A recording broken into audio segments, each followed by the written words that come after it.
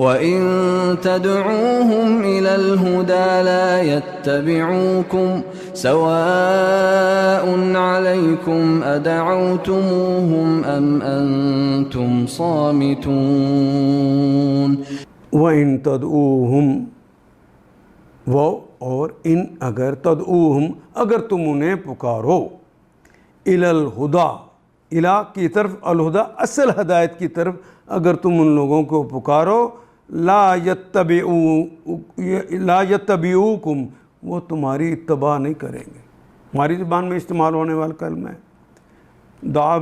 دعا بھی ہدا بھی ہماری زبان میں استعمال ہونے والا کلمہ ہے، لا بھی اتباع بھی، یتبعو وہ نہیں اتباع کریں گے، کم تمہاری، سواؤن برابر ہے، علیکم تم پر،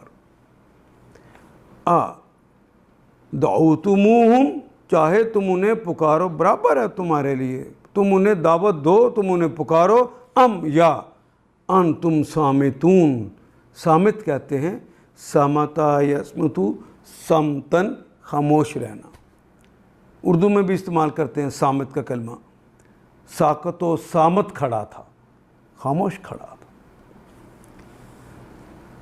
اللہ اکبر۔